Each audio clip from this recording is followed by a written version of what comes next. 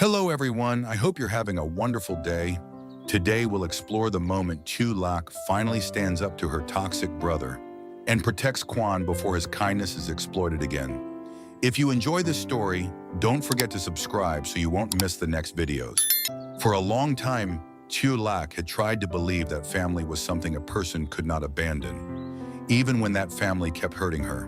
No matter how many times her older brother Quan disappointed her, she always found a reason to endure it. She told herself he was still her brother. She told herself that maybe one day he would change. She told herself that if she worked harder long enough, the storms he created would pass. But Quan never changed. He gambled away every bit of money he could get his hands on. When he lost, he came home with excuses. When excuses no longer worked, he came home with anger. He borrowed money from people he should never have touched, signed papers he did not understand, and even risked the family's land certificate as if it were a playing card on a dirty table. And every time he made a mess, Tieu Lac was left cleaning it up. The little money she earned from selling vegetables, fruit, and farm goods was never enough for herself. It was always taken, borrowed, begged for, or stolen away. Sometimes Quan would appear at the market just as she finished selling her baskets of produce. Before she could count the money properly, he would snatch it from her hands and leave her standing there with empty palms. Tieu Lac rarely fought back. She was not weak, but she had been tired for too long. When a person spends years carrying someone else's mistakes, they sometimes forget how to put the burden down. Then Quan entered her life. To outsiders, Quan was a powerful man, a wealthy CEO who could solve problems. But to Tieu Lac, he was the first person who protected her without asking for anything. He never made her feel small because she was poor. He never used his kindness to control her. He simply stood beside her when life became too heavy. The clearest proof came when he spent a huge amount of money to redeem the house for her adoptive mother. He did not make a speech. He did not ask Tieu Lac to repay him. He only wanted to make sure she would not lose the last place that held warmth for her family. That kindness touched Tieu Lac deeply. But kindness, when seen by the wrong person, could become a target. Somehow Quan found out. Maybe someone at the market had talked too much. Maybe one of his gambling friends had heard rumors. Maybe he had simply followed the trail of money until he discovered that the man helping his sister was not ordinary. Quan was rich, not just comfortable, not just generous. Rich enough to become Quan's next hope, his next excuse, and his next victim. So on what should have been a peaceful day at the farm, Quan appeared. The farm was quiet before he came. The vegetable beds were neatly watered. Bamboo leaves moved gently beyond the small wooden house. The dirt path near the gate was still damp, and Tieu Lac had been sorting fresh greens into a bamboo basket near the porch. Quan had come to visit, dressed more simply than he would in the city. He was standing near the yard helping Tieu Lac move a sack of vegetables to the shade. The scene looked ordinary, but it carried the peace he rarely found anywhere else. Then a rough voice broke through the calm. Tieu Lac! Tieu Lac's hand froze above the basket. Quan immediately noticed the change in her body. Her back stiffened. Her fingers tightened around the vegetable stems. Before she even turned around, he could tell this was not someone she wanted to see. Quan swaggered through the gate as if the farm belonged to him. His clothes were wrinkled, his hair messy, and his eyes carried the restless greed of a man who had not slept properly for days. He looked around the yard with obvious disrespect, kicking at a stone on the ground before stopping in front of Tieu Lac and Quan. "So this is where you've been hiding," he said, his mouth twisting into a smile. "No wonder you don't care about your own brother anymore. You found yourself a rich man." Tieu Lac's face turned pale. "Brother, this is not the place for you to make trouble." Quan laughed loudly. "Make trouble? I came to see my sister, is that wrong?" Quan stepped slightly in front of Tieu Lac, clear enough for Quan to notice. Quan's eyes shifted to him. He looked Quan up and down, studying the calm face, the clean clothes, the expensive watch, half hidden under the sleeve. "So you're the CEO, right?" Quan said. "The generous man who spent a fortune helping my sister's family." Quan did not answer. His gaze stayed cold and steady. "What do you want?" Quan clapped his hands once, smiling wider. "Straight to the point. Good. Rich people really are different. He took a step closer, pointing toward Tieu Lac with his chin. My sister owes me. Our family raised her. She acts innocent now, but she still has responsibilities. Since you care about her so much, you can help her handle those responsibilities. Tieu Lac shook her head. I do not owe you money. Keen's smile vanished. You think you can talk to me like that now? Because someone is protecting you? Quan's hand moved slightly, blocking Tieu Lac from Keen's line of approach. Keen saw it and sneered. Fine, let's not waste time. I need money, a lot of money. My debts are urgent. If I don't pay them back, those people will come after me. And if I suffer, do you think Tieu Lac can live peacefully? Tieu Lac's breathing grew uneven. Quan's voice remained controlled. Your gambling debt has nothing to do with her. Keen laughed again, but this time there was anger underneath. Nothing to do with her? She is my sister. If I come here every day, shout at the gate, smash a few baskets, disturb the neighbors and make this place impossible to live in, will it still have nothing to do with her? Tieu Lac stepped forward. Qian, stop. But Keen raised his voice even more. No, you stop acting noble. I know everything. This man has money. If he can spend so much to help your adoptive mother, he can spare some for me. I'm not asking for charity. I'm asking for compensation. Quan's jaw tightened. He had met many greedy people in business, but Qian's greed was uglier because it wore the mask of family. He did not care whether Tieu Lac was afraid. He did not care how many tears she had swallowed. He only saw her pain as leverage, and Quan could not bear to watch her be cornered again. He looked at Keen and asked, how much? Tieu Lac turned sharply toward him. Quan! Keen's eyes lit up.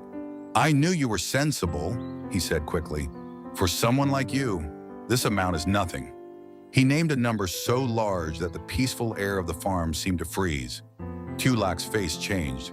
You are insane. Keen ignored her and stared only at Quan. Pay it and I disappear. Don't pay it and I promise none of you will have peace here. Quan reached for his wallet. He was not afraid of Keen. He was not giving in because he was weak. He wanted the noise to end before Tieu Lac broke down. If money could buy her one quiet day, one meal without fear, one night without tears, he was willing to pay. But just as his fingers touched the wallet, Tieu Lac moved. She stepped in front of him, blocking his hand with hers. Tieu Lac stepped in front of Quan so quickly that Keen had to stop. Her hand pressed over Quan's wrist, stopping him before he could take out his wallet. Her fingers trembled, but she did not let go. For years, Keen had taken her money, dignity, sleep, and peace, while she lowered her head and hoped endurance would make the trouble pass. But this time was different. Keen was not only reaching for her money, he was reaching for Quan's kindness, and Tieu Lac could not allow that. Quan looked at her in surprise. Tieu Lac? No, she said. Keen sneered. Move aside, this is between men. Tieu Lac lifted her head. No, this is between you and me. She was not crying and running away like before. She was standing on the dirt ground, facing the brother who had haunted her life for too long. Keen pointed at her. You think you can talk back because he is here? Tieu Lac took one step forward. No, I am talking back because I should have done it a long time ago. You gambled away your money. You borrowed from dangerous people. You mortgaged things that should never have been touched. You stole the little money I earned from selling vegetables and fruit. Every time you created trouble, you came to me and called it family. Qian clenched his jaw. I am your brother. Yes, Tieu Lac said, her voice shaking but clear. That is why I forgave you again and again. That is why I cleaned up your mess. That is why I swallowed my tears and told myself you would change. She wiped the corner of her eye with her wrist. But you never changed. You only learned that my silence was easy to use. Keen's face turned ugly. Ungrateful girl. Quan moved slightly, but Tieu Lac signaled him not to interfere. Quan stopped. He understood. She was not asking him to save her. She was asking him to trust her. Keen laughed coldly. Fine, be brave. But don't blame me when I come back every day. I will shout at your gate, disturb your work, and make this CEO regret helping you. Tieu Lac did not step back. If you come back to make trouble, I will call the police. Quan froze, then laughed. You dare? I dare. Her answer came without hesitation. She pointed toward the gate. Leave this farm now.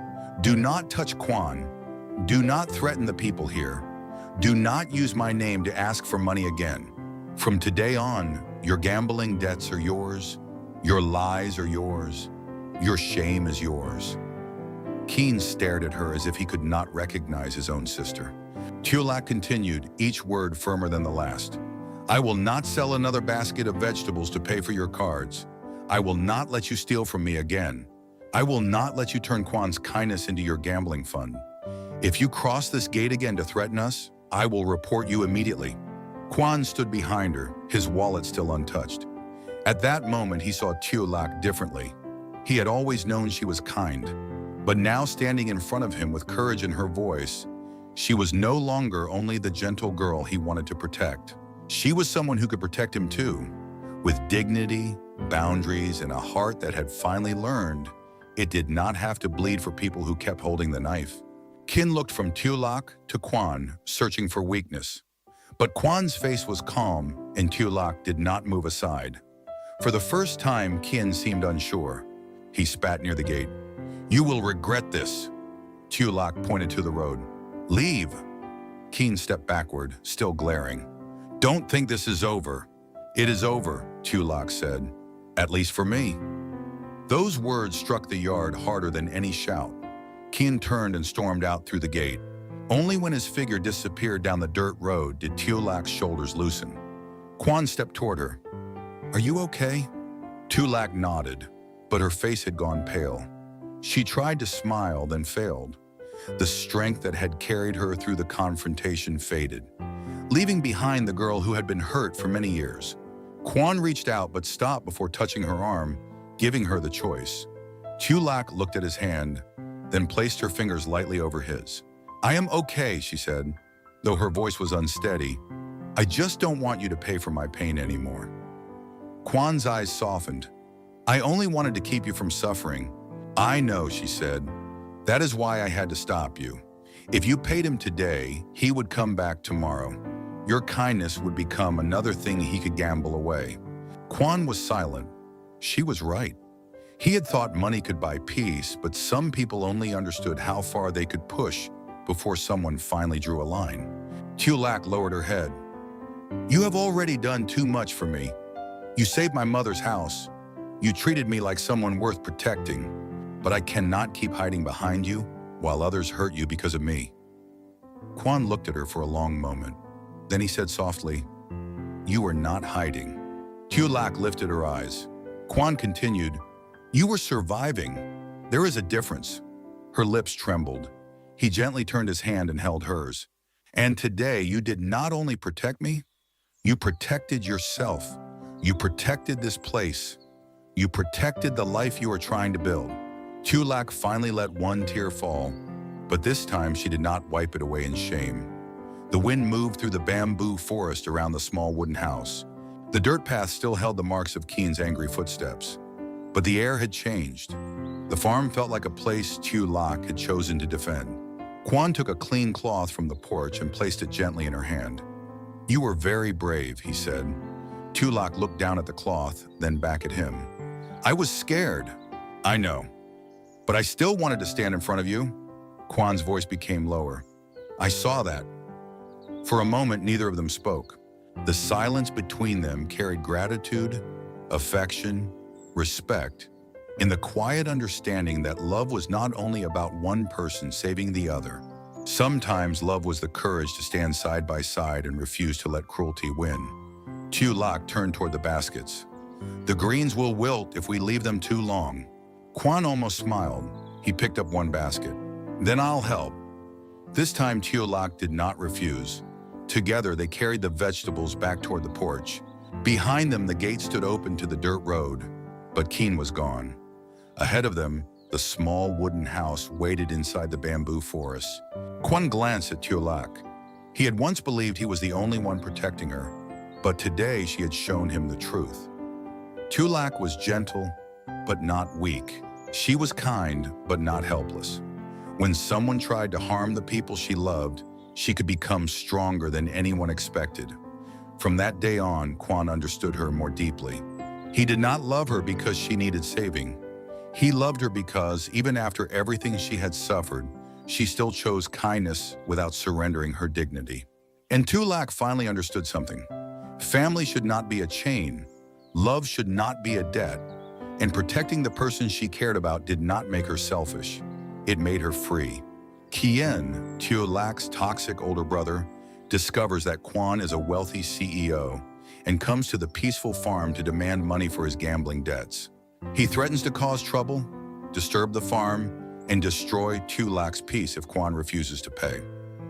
Wanting to protect Tieu Lac from more pain, Quan prepares to give him the money, just as he once silently helped redeem her adoptive mother's house. But before Quan can take advantage of Quan's kindness, Tieu Lac steps forward and stops him. For the first time, she refuses to stay silent. With courage and tears in her eyes, she cuts ties with Quan, warns him that she will call the police if he returns, and protects Quan from being used. In that moment, Quan realizes Tieu Lac is not only kind, but strong enough to protect their love.